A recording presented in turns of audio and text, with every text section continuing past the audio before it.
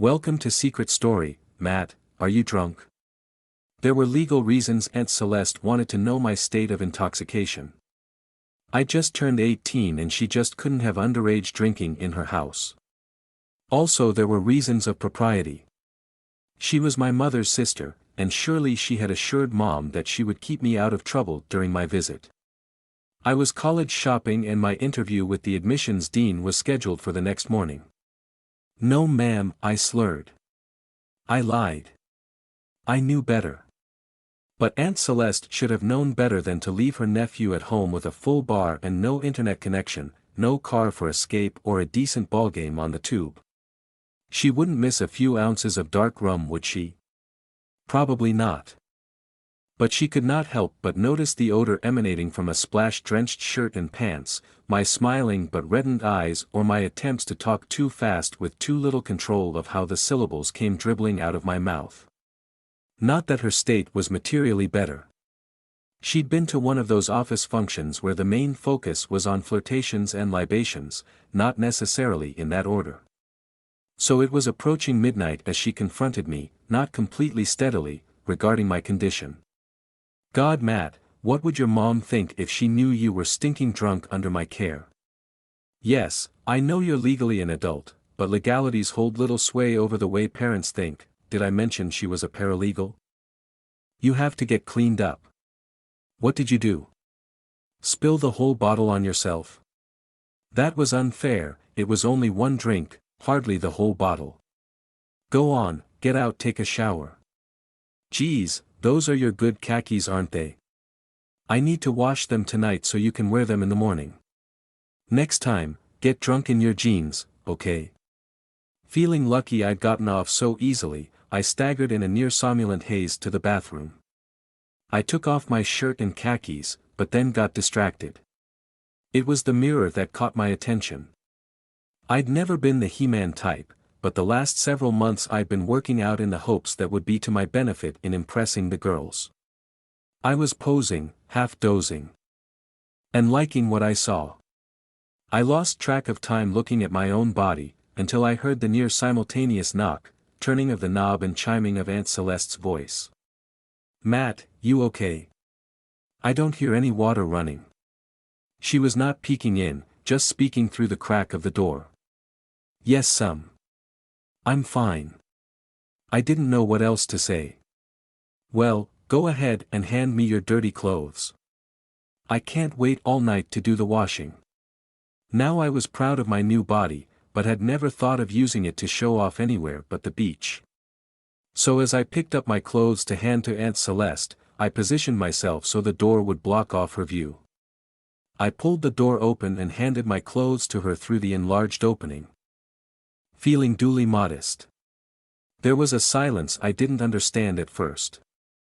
I felt Aunt Celeste grab the clothes, but as of yet she had not taken full possession of them. It was as if everything was frozen. It felt like an eternity, this hazy interlude, so my eyes unthinkingly went back to their normal gazing spot, the mirror, where they hoped to catch the slight ripple of muscle mass caused by the isometric handling of the clothing. The mirror surprised me again. There, in addition to my own reflection, I could see the puzzled face of Aunt Celeste, her eyes evidently also scoping out my.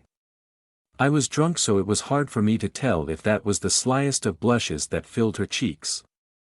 But she quickly looked down, grabbed my clothes with authority and made some sort of apologetic grunts as she quickly sped away, the door pulling shut after her. After the shower, my bed spun only modestly as I tried to get some sleep. But my alcohol level was past the point of being a sedative, and was actually keeping me from sleeping. My brain was active in a disjointed way. I kept seeing Aunt Celeste's face in the mirror. She had not had a look of horror on it, it was something else. Hers was an inquisitive look. Even a look of appreciation. And I found that I liked the feeling I got when I thought of her looking at me like that. I know it was only because I was drunk, but it was exciting. And that night, I thought of Aunt Celeste in ways I'd never thought of her before. She was nearly 10 years older than my mother, a divorcee, and her kids were already married and out of the house. She was still attractive for a near 50-ish lady. She just had never before been on my radar screen as anything other than my aunt, my mother's older sister. But that mirror had revealed another secret. Aunt Celeste, probably not expecting to actually see me, nor of me seeing her. It was another knock, a light one, but this time on the bedroom door. I knew instinctively it was too early, and a quick peek at the alarm clock showed it was barely past 6 a.m. Grumpily, I feigned sleep. The door creaked open and I heard a soft-voiced, "Matt, you awake?" I didn't respond, but my eyes slitted open just enough to see Aunt Celeste standing in the half-open doorway. To my early morning dismay, she was wearing a robe. She had my cleaned and folded clothes in her hands and made her way to the dresser where she laid them down. Then she turned toward me and once again, and in an almost whisper, said, "Matt." I didn't respond, but continued my possum play and watched as she stood there a few seconds more, staring. Was she really staring at me again? I fought to keep my pulse under control at the realization. Then I almost lost it. Aunt Celeste walked toward me and then sat on the side of the bed and gently shook my arm trying to rouse me. Apparently convinced by my possum act that I really was asleep. "Matt, I'm sorry to bother you this early, but we need to talk about last night before I leave for work, and get the arrangements made for your trip to the college later today." I let my hands rise up to rub my eyes.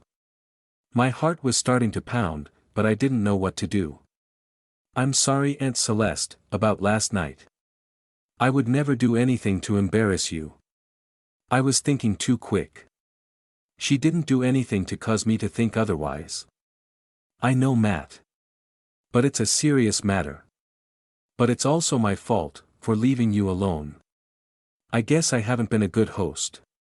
I won't do it again. And tonight, I'll teach you how to have a proper cocktail. As a celebration, without letting you get so drunk you spill it on everything. I won't tell your mom, not out of any sort of honor, but because it would make me look as bad as it would make you look." We laughed a little at that. I propped myself on my elbows, being a little more alert, and knowing full well that I was enjoying the moment when I spied Aunt Celeste's eyes. "But you have to promise me, you will stay out of my liquor cabinet until I get home tonight." "Promise?" "Yes, ma'am, I promise. And anyway, I was a little juiced myself when I got home, so I guess we are equal in a way." "That was unfair of me. I should have stayed home." "You don't need to apologize. I was the one breaking rules. Not you." She grabbed my nearest hand. "You are so sweet, Matt, thank you. And I must say, you are getting to be very handsome. Do you have a girlfriend?" Aunt Celeste was smiling. Not a big smile, but a warm one. "No, ma'am. I guess I'm kind of shy." "That's what Mom says." "Well, as handsome as you are, the girls at college will work you out of that shyness in no time." Then silence. She just sat there with that smile, looking at my face, wondering what to do. I wondered too. "Well, I guess I should go take my shower," she said. Then she switched subjects, not really ready to leave. "I really didn't mean to be nosy when I opened the bathroom door last night. In your state, I was afraid you had fallen asleep on the floor." "That's okay, I should have been in the shower. Was just slow in taking my clothes off, I guess. Like I said, you are very handsome. I didn't realize you had been working out." "Really? You can tell." Now my vanity was getting me again. "Yes, you should keep it up. Very nice definition to your muscles. So you think the girls will like me like that?" "So long as you don't go overboard, they'll love it. You shouldn't be ashamed to show off a body like yours, Matt. If mine was as toned as yours, I'd be flaunting it to heaven. From what I can tell, yours is perfect for a woman your age." I could have kicked myself. Why did I have to reference her age? But Aunt Celeste was focused on the compliment. Not the condition. "Well, I'll never be the stuff of a young man's fantasies, I mean fancy, again." Her face colored at the slip-up. So she had reddened at seeing me the night before. And now she was speaking in terms I would have never dreamt of just 16 hours earlier. And I was reacting to it in ways I never would have thought possible. Sure, you can be. Guys my age like older women these days. I'm sure some of my friends would love. I had no idea how to finish the sentence. But I didn't need to. Aunt Celeste's face turned an even deeper crimson and she laughed off the tension. But she made no move to leave. Oh. Have you ever fancied an older woman? Forget I ever asked that, Matt. I'm forgetting myself, she laughed even harder. I could detect a trembling of manicured fingers. Of course I do. Oh wait, forget I ever said that, I'm forgetting myself. We both laughed at the tease. Oh really? How old? Her smile was still present, but the laugh gone. Up to your age, I said, looking directly in her eyes. My pulse was now aerobically beneficial. Oh really? Well, I'm not that surprised. Your cousin Jake was head over heels for my friend Carol when he was about your age. I guess all boys go through that stage. How did you know? About Jake, that is. I don't think I should tell that part. It would be embarrassing to Jake and to me. Please, Aunt Celeste. If you do, I'll answer any question you ask me. It's against my better judgment, but here goes. One day, I walked into Jake's room without knocking. In fact, it was this room here. Let's just say he was in the act, and I noticed, in the brief moment of shock, that he had spread out in front of him pictures of Carol and I he had taken of us in our swimsuits at the pool the previous week. That's pretty strong evidence if you ask me. Wow, you caught him doing that? Yes, 3 times in total, but the other 2 he was using Playboys or some such magazine. You mean your mom hasn't caught you? No, I'd die. Aunt Celeste laughed out loud. Well, she knows you do it. She told me to check your sheets for stains every morning. Seems the laundry bill at your house is pretty high. You guys talk about things like that? I don't believe it. Well, it's true. Anyway, it's all natural. There would be something to worry about if a young man never relieved himself like that. There was a silence. Aunt Celeste's eyes caught sight of my bedsheet. It was possibly stretched a little too tight over my body. Well, Matt, it looks like I should really go take my shower now and leave you alone for a while. There was good reason for her observation. But still, she didn't get up to leave right away. Aunt Celeste. Yes, Matt. Oh, nothing. Okay, I told you about Jake. Now you have to answer my question. My question is. What were you about to ask me? And don't lie, I can smell one a mile away. I was caught. But I couldn't ask her what I had started to ask. I had started the question, but never had any intent on following through. I had wanted only to leave off with a tease, a tension-filled tease. But now, I was pinned. I could lie. But I also had the perfect excuse to be totally candid. A once-in-a-lifetime chance maybe, at least with my aunt. I really can't ask that. She grabbed one of my hands again and looked straight through my eyes. You have to. I looked away. Oh gosh, promise never to tell Mom. Of course, if you don't tell her we had this conversation to begin with. She should have laughed, but she meant the sentiment. So she just smiled. And shamed me into candor. It's embarrassing, but I just wondered if you would mind. Yes, Matt. Go on. I've never said or thought of anything like this before. Matt, just tell me. I'm not leaving until you do. I just wondered if you would mind if, when you go to take a shower, I think about you. My heart stopped at the following silence. She didn't move. She still squeezed my hand, maybe even a little tighter. Then she spoke. Think of me how, Matthew? In the shower. Yes, ma'am. Silence again. She could not possibly keep her promise not to tell. I knew now she would call Mom and let her know she had raised a little. I wanted to pull the bedsheet over my head. And what will you be doing while you think of me like that, Matt? I heard her voice crack as she spoke. I felt her hand squeeze a little tighter. You know. I don't know anything, Matt. You have to tell me. What will you be doing? Like Jake, looking at your friend's pictures. You know, the pictures of you and her at the pool. But thinking of me in the shower? Yes, ma'am. Okay. I can't think of anything to say but okay. At least you were honest. I'm so sorry, Aunt Celeste, I literally started to. Tears rolled down my cheeks. Aunt Celeste pulled me up, patting my head, trying to calm me. It's all right, Matt, really, it's all right. You don't have to cry. To be honest, Matt, I responded the way I did because I didn't want you to know how it really made me feel. Please, you don't have to cry, you sweet, sweet boy. She rocked me back and forth a little as I gained control of my emotions. Was it all right? Really? And what did she mean by the comment, how it really made me feel? I whispered through the terrycloth of the robe. How did it make you really feel, Aunt Celeste? Flattered. Yes, flattered that a young man like you, although my nephew, it does an old woman good to be noticed sometimes. Makes us think that all might not be lost. That we can still be attractive, even to a younger man. Did you ever tell your friend Carol about what Jake did? I don't know why I asked that. Expect perhaps because I was in a fever. Yes, I did, Matt. And she was flattered too.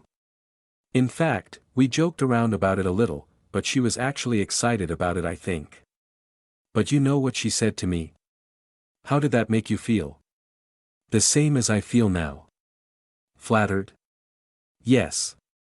Just like Carol. The realization of her answer hit me like a thunderbolt that I looked up, my face rising out of her robe, and spoke. I'm glad. I'm really glad. Aunt Celeste smiled. Matt, how do you feel now? Aunt Celeste stood. This old thing. If I had known what you were thinking, I would have found something a little good. In the morning light and more time to appreciate it. Matt, while I take my shower. I'm going to think about you. Is that all right? Yes, ma'am. Please do. We looked at each other. I can't see how I can hold that against you. What do you mean? Last night, I came thinking about you, Matt. I know, I came home drunk, but I think I would have done it if cold sober. In fact, I know I would have. And I will again. Tonight. Maybe now, in the shower. Yes, please. Don't stop, Matt. Then she reached down and softly kissed my forehead. Matt, I really do have to take a shower now. And get some more washing started. We have a long day ahead of us. And don't forget, we have a cocktail date tonight. Matt, I've never looked forward to such a date so much in my life. One last time, Aunt Celeste leaned down to give me a light kiss on my lips. It promised to be an amazing day. TOB continued, copyright 2024, all rights reserved. No part of this story can be reproduced in any form or by any electronic or mechanical means without written permission from the author. All characters are fictitious, and any similarity to actual people, living or dead, events, or locales is entirely coincidental unless otherwise stated. Dear friends, thank you very much for watching. Leave comments, put likes, share with friends, and subscribe to the channel. Story 2, Heather and I were married, not to each other, mind you. Heather and Grant were neighbors to Terry and I. And we got together often. Not that kind of get together, just evenings together playing board games, watching movies, or just visiting. Heather was the woman I knew. Some women are nice to look at. Heather was one that my wife Terry is good looking, but Heather was more than just attractive. About a year ago, Grant announced he was getting a promotion at work, so we had them over for a little celebration. We bought some champagne and made a big dinner for them. As we ate and drank, the champagne soon ran out and we switched to harder drinks. Grant told us he was going to have to be out of town about 1 week a month with his new position. His first trip would be the week after next. "How do you feel about being left alone while Grant is away?" Terry asked Heather. "I don't know, I'll have to find something to keep me busy, I guess." "I could definitely keep you busy." "Brent?" Earth to Brent, came through the fog. "Did you hear me?" Terry asked. "Oh, sorry, daydreaming," I replied. "Grant was saying that Heather may need your help with the lawn and stuff when he is away." "You'll help, won't you?" "Oh, sure. It's just that I hate using that riding mower," Heather said. "I'll tell you what," I suggested, "if I can use your riding mower to cut my lawn, I'll do yours too." "Deal." Grant answered, "While I'm away, if you need use of anything of mine, help yourself." If only. I thought, subtly leering at Heather as I continued my fantasy that I never thought about the lawn again until about 2 weeks later. On a Tuesday evening after dinner, as my wife was leaving for her night shift, she mentioned that I should get the lawns cut. "You promised Grant and Heather you'd cut theirs as well," she added as she stepped out. That I got changed into some shorts and a t-shirt and headed over to Heather's to borrow the riding lawn mower. I was looking forward to seeing Heather again, but had no idea how this evening was going to turn out. As I stepped up to the back door, I straightened my shirt and pressed the doorbell. "Who is it?" Heather called from inside. "Brent," I answered. "Oh, come on in, Brent. I'll be right there." I opened the door and stepped inside. I could smell the scent of Heather's perfume, and although I'd been in this house many times, I realized it has always been the four of us. It was never just Heather and I alone. Heather appeared down the hallway and, as always, "Sorry, I was just putting in some laundry. Excuse the way I look, these are my exercise clothes. I was just about to get in a little workout." "You look great. Where do you work out?" "Well, thanks," she said with a smile. "I just work out here at home. I have a few exercise videos that I use. It's probably not as effective as joining a club or something, but I can do it whenever I have time." "I would guess you find the time often enough," I ventured, then cut off any further comment, worried that I had spoken my fantasy life too far into reality. Heather blushed slightly, then responded, "Well, thanks, Brent. I do what I can," she added. "I'm glad you noticed, it's nice to be appreciated," then turned to reach something in the cupboard. As she reached high in the cupboard, I was mesmerized. Then as she turned her head to me, I was also caught. Heather was looking at me as I stared at her. As quickly as I could, I looked up to her face. Her expression showed no anger or embarrassment, though. A mischievous grin actually spread across her lips. I wanted to say something to relieve the tension I felt and retain some dignity, but she beat me to it. "Yep, it sure is nice to be appreciated," she repeated with a giggle. I'm sure my face was blood red with embarrassment, and I stammered to say something. I felt like an idiot." Heather laughed. "Don't be embarrassed, Brent. If it bothered me that you were at I would have told you long ago. This isn't the first time I've seen you do it, you know." "Really?" "Oh, sorry. I'm sorry if I embarrassed you." "Oh, Brent, don't worry about it. If it bothered me, I would have said something. It's kind of flattering, actually. Besides, I have been ogled by men since I was a teenager. I never felt threatened by you or anything, so relax. Now, I can't speak for Grant and Terry, mind you, they might have a different opinion.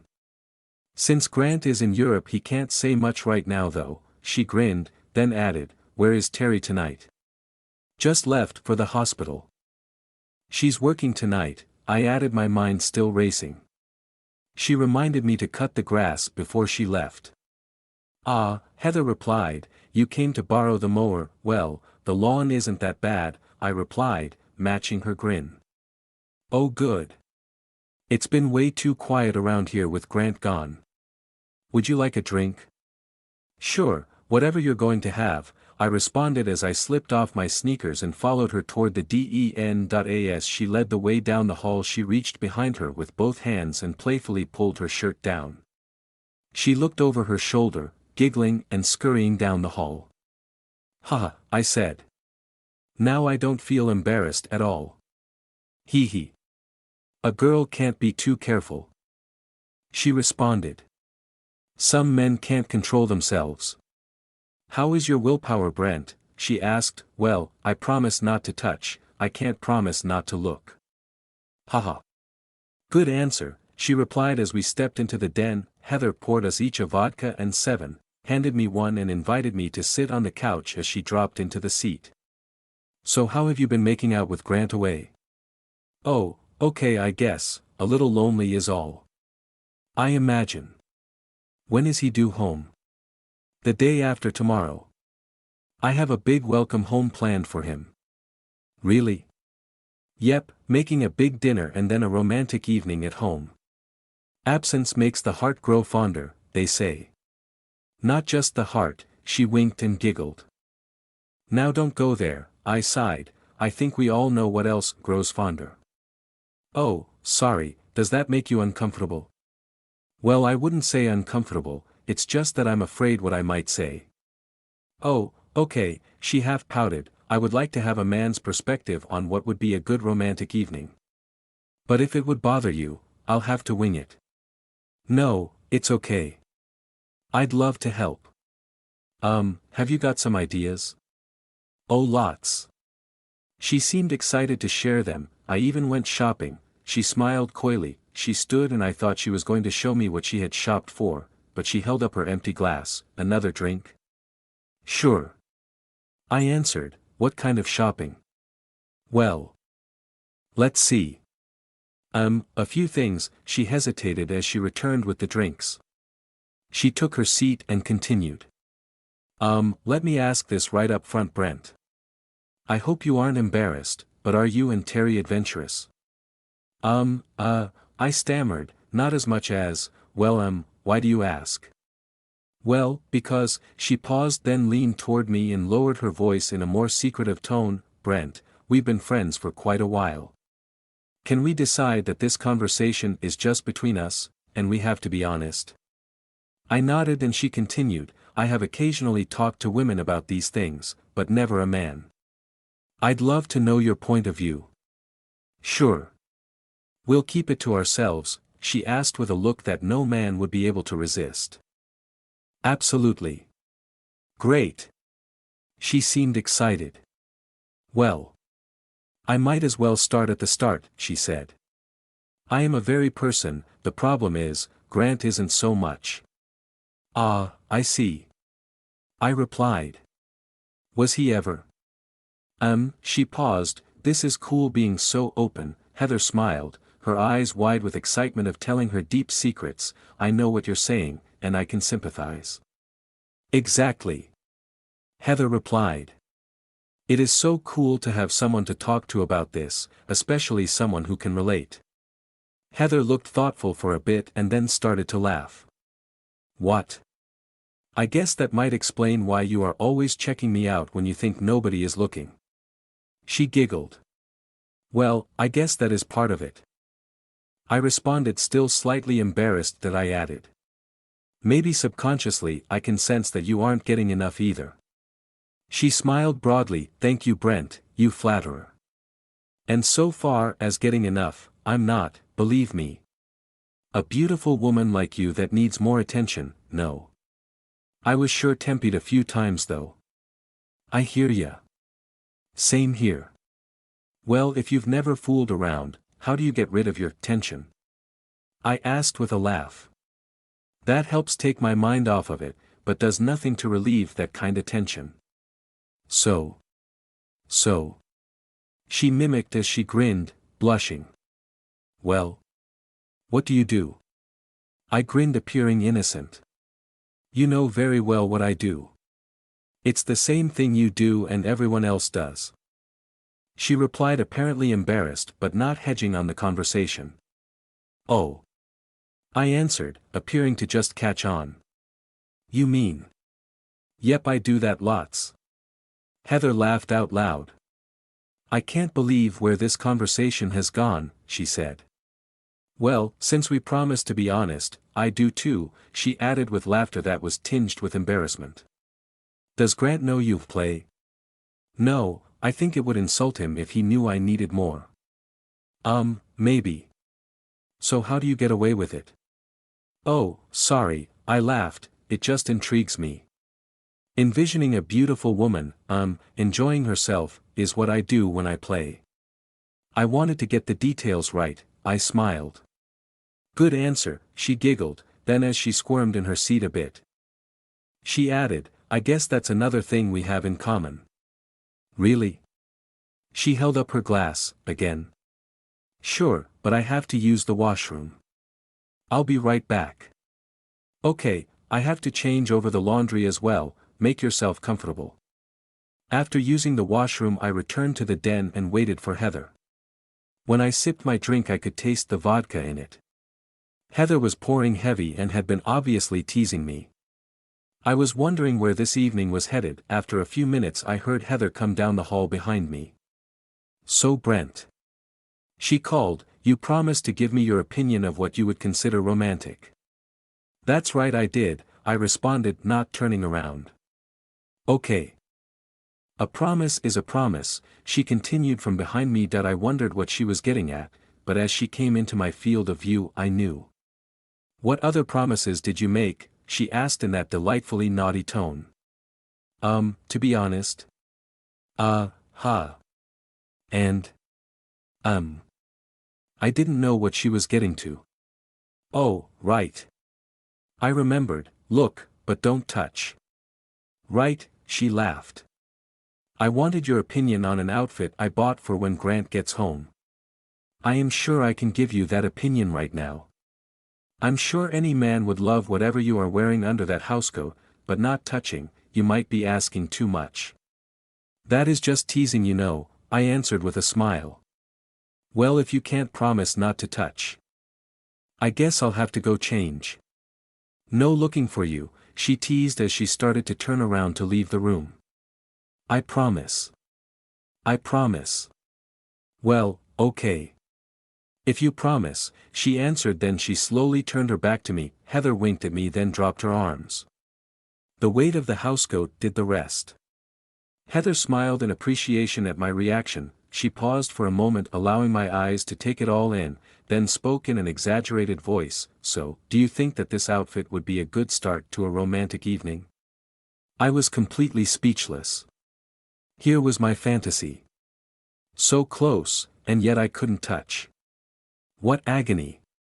Oh man! You're gorgeous, Heather. I managed to say. Ah, thank you. She added as she looked and you seem to have answered my question. I squirmed in my seat, trying to relieve the pressure. I guess so. I envy Grant. What makes you envy Grant the most? All of you. All of you. I've always thought so. Flatterer. I love it, she giggled. I'm not just flattering you, honest. You said yourself you caught me watching you before. Well, how do I know that isn't something you do all the time? Oh, please don't. You look way too good. Well, that is the truth. Have you ever cheated on Terry? Nope, but like you, I have been tempted. I had never cheated on my wife. I am going to make a logical argument. You see if there are any flaws in it. Okay. She answered, well, if I happened to walk in on you and Grant, that wouldn't be cheating, would it? No. Unless you joined in. Her eyes betrayed her, the thought of being with two men intrigued her. I'd have to keep that in mind. Right, I agreed. She answered with a little smile crossing her face. So, by this reasoning it wouldn't really be cheating, I said in a slightly hushed voice, if we happen to see each, providing we never put our hands on each other, just ourselves. Heather was obviously as intrigued by the idea as I was. No, by definition, that wouldn't be cheating, she replied. I have to agree, there is nothing wrong with that argument. I like the way you think, Brent. Brent, she spoke, I'll be right back, I want to get something. As I sat down, on the couch once again, I heard Heather returning. She stepped into the room with a shoe box in her hands. As she came around the couch she laughed as she saw me. Well, when in Rome, she said as she set the box down, she was the vision of beauty that writers and poets try to describe. For Heather, the words couldn't do justice, I was in awe of her beauty. You like? She asked rhetorically. Brent, she called in a curious tone as she reached for the shoe box. Guess what I have in this box, do you? She replied excitedly. Grant hates them. He doesn't know I have these. I keep them hidden. Terry doesn't like them either. Haven't used them on her in a long time. Ah. And you don't have any of your own? I wasn't sure what she meant, but I answered, no, she got rid of all of them. Well, Grant doesn't know I have these, I keep this box with the rest of my shoes. She giggled. Want to see? Okay. Here is my favorite, she said, pulling an odd-looking device from the box. Why your favorite? I asked. Oh, it does lots all at the same time. Looks like fun, I answered, enthralled by her description.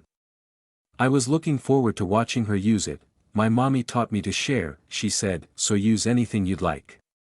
I'd like? What did she mean by that? I wondered. I don't think I need one, I admitted, but would love to see you use them. I thought you said you liked, she asked, a bit disappointed. I do, but I never used them on myself. Ah. Ever wanted to? Honestly, I never considered it. Would you try tonight, for me? She asked with a look that no man could refuse. Well, okay. I'll try it. Would you? Definitely. Heather's breathing finally relaxed some. It was my best for years too, I told her. Can we do this again, and again? She smiled. You think we should? What if Grant and Terry find out? They won't. If we're careful. Would you like to now? Copyright 2024, all rights reserved. No part of this story can be reproduced in any form or by any electronic or mechanical means without written permission from the author. All characters are fictitious, and any similarity to actual people, living or dead, events, or locales is entirely coincidental unless otherwise stated. Dear friends, thank you very much for watching. Leave comments, put likes, share with friends and subscribe to the channel.